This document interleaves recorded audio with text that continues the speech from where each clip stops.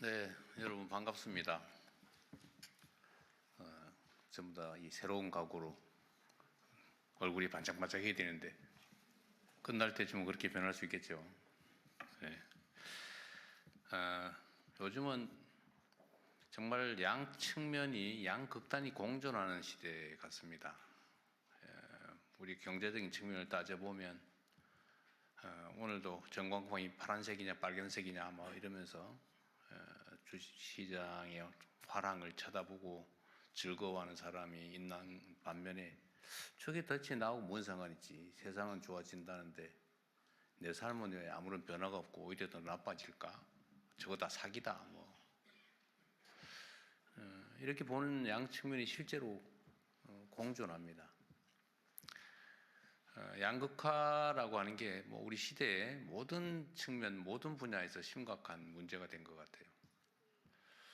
저는 82학번인데 80년대, 이제 70년대에서는 이제 공장에서 임금을 받던 노동자였고, 이제 80년대에는 학생이었는데, 하여튼 그때 우리 사회는 대단히 그 고도의 성장을 해왔죠. 그리고 그때는 평균적인 게 충분한 시대였어요. 그러니까 평범하게 적정한 기능을 익히고 적정하게 학습하고 적당한 보통의 직장을 얻으면 뭐 별 문제 없이 평범하게 정년 보장되고 걱정 없이 그냥 평범하게 인생을 살 수 있었죠. 그런데 지금은 완전히 바뀌어 버렸어요. 평범함은 사실은 이제 존중받지 못하는, 인정받지 못하는 시대가 된 것 같습니다. 오히려 요즘은 특별함, 특출함, 특이함, 뭐 개성, 창의성 이런 요소가 아니면 그 평범함 가지고는 평범한 삶으로 살 수 없는 상황이 돼가는 것 같습니다. 그래서 이 K라고 하는 게 이것도 양면이 있잖아요. K, 대한민국의 뛰어남, 세계적인 평가 이런 것들을 반영하는 좋은 글씨 같기도 한데, 우리가 이제 L자 성장을 넘어서 가지고 이제는 K자 성장을 얘기하게 됐지 않습니까? 모두가 옛날에는 V자 뭐 성장, 또 L자 성장, U자 성장 이런 얘기하다가 요새는 그게 또 갈라졌어요, 그러죠? 올라가는 데 있고 내려가는 데 있고 K자 성장.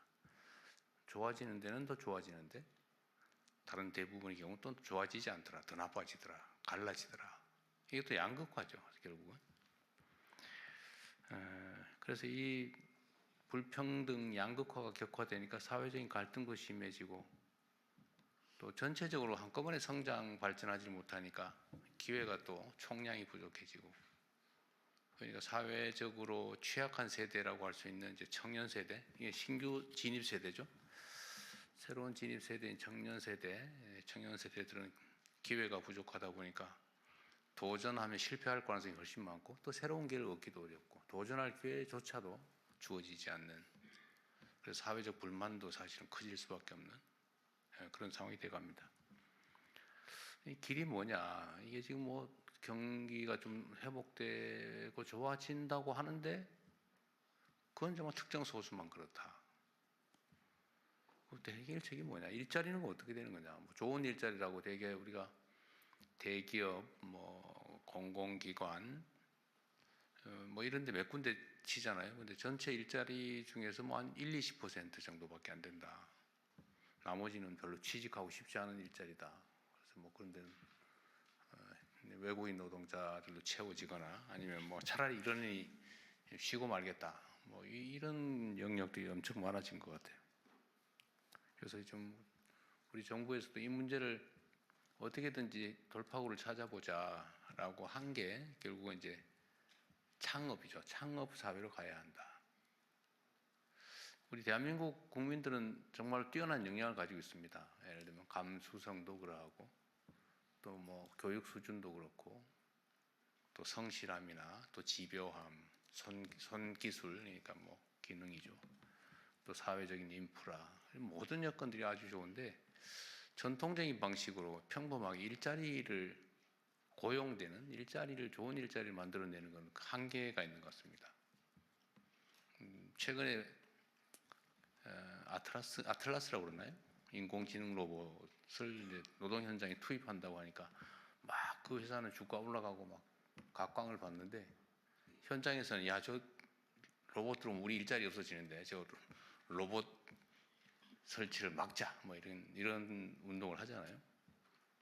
그 절박함도 우리가 이해할 수 있죠. 암담하지 않겠어요? 평생 안전하게 지켜오던 일자리가 이제 24시간 먹지도 않고 자지도 않고 빛도 필요 없는 그런 전기만 꽂아주면 막 기가 달아갈 때까지 그냥 무작스럽게 일하는, 스스로 기능도 막 개선해가면서 일하는 그런 인공지능 로봇이 들어온다. 우리 일자리를 대체한다고 하니까 얼마나 공포스럽겠어요. 불안하고. 그럼 결국 우리가 여기에 어떻게든지 대응해야 된다. 결국 방법은 창업이죠. 아까 말씀드렸던 대로 대한민국이 가지고 있는 이 독특함, 개성, 소위 문화라고 하는 게 세계적인 각광을 받고 그걸 통해서 요새는 뭐 음식, 화장품, 성형, 뭐 드라마, 뭐 노래, 뭐 할 것 없이 막 각광을 받아요. 심지어 요즘은 K자 붙여놓으면 아무거나 장사가 된다 그래가지고 가짜 K도 많아졌다고 해요. 가짜 코리아산 이런 것도 많아질 정도로 한국 문화에 대한 또 한국에 대한 선호도가 높아지고 있습니다. 이런 것도 하나의 기회 요인이죠. 이 독특함. 그래서 이 독특함이나 아니면 창의성이나 우리가 가진 강점들을 기회로 좀 만들어 보자라고 하는 게 아마 이 창업, 모두의 창업 프로그램 같습니다. 그리고 창업의 방식도 우리가 좀 바꿔보려고 생각 중입니다. 오늘 아마 여러분께서 토론할 주요 주제 중에 하나인데, 지금까지는 계속 또 발전해 가는 거죠. 옛날에는 이제 기업들이 수출을 지원했죠. 수출 지원. 그러니까 상당히 큰 기업이죠. 이미 성장해서. 근데 그 다음 단계로 한 게 우리가 스타트업. 그러니까 묘목을 키워지는 사업을 했는데, 이번에는 아예 씨앗을 만드는 것 자체를 한번 지원해보자 라고 하는 게 오늘 아마 주요 주제가 아닐까 싶습니다. 그러니까 일단 창업한 후에 가능성이 있는 데를 지원하는 스타트업 지원, 이 우리가 최대치였는데 이제는 거기서 이제 한 단계 더 나가서 아이디어 상태에서 좋은 아이디어가 있으면 시작할 때부터 아예 지원을 정부가 해주자, 또 함께 책임져 주자 라고 하는 그런 방식을 생각해낸 것 같아요. 그래서 또 전국적으로 대규모로 경진대회 같은 것도 해보고 붐도 일으켜보고 관심도 끌어내고 그런 것들을 이제 하게 될 것 같습니다. 좋은 방안들을 오늘 토의했으면 좋겠고요. 그리고 이제 구체적으로는 이제는 뭐 로컬 창업이든 테크 창업이든 지방과 청년을 주제로도 주로 창업 얘기를 하게 될 것 같습니다. 구체적인 방법들은 이따가 한번 함께 논의해 보고요. 결론적으로 말씀을 드리면 이제 스타트업 대책이라고 하는 게 과거에 이제 일자리 대책처럼 새로운 이제 일자리를 만드는 것인 동시에 또 새롭게 출발하는 청년들에 대한 청년 정책의 측면도 있는 것 같습니다. 그리고 오늘이 이제 국가 창업 시대, 창업을 국가가 책임지는, 또 고용보다는 이제는 창업으로 국가의 중심을 바꾸는 그 첫날이 되지 않을까, 그 대전환의 첫 출발점이 되지 않을까 그렇게 생각합니다. 여러분도 그 출발을 함께하는 우리 첫 동지들이 됐으니까 함께 희망을 가지고 열심히 뛰어보면 좋겠습니다. 여기에 오신 것을 환영합니다. 고맙습니다.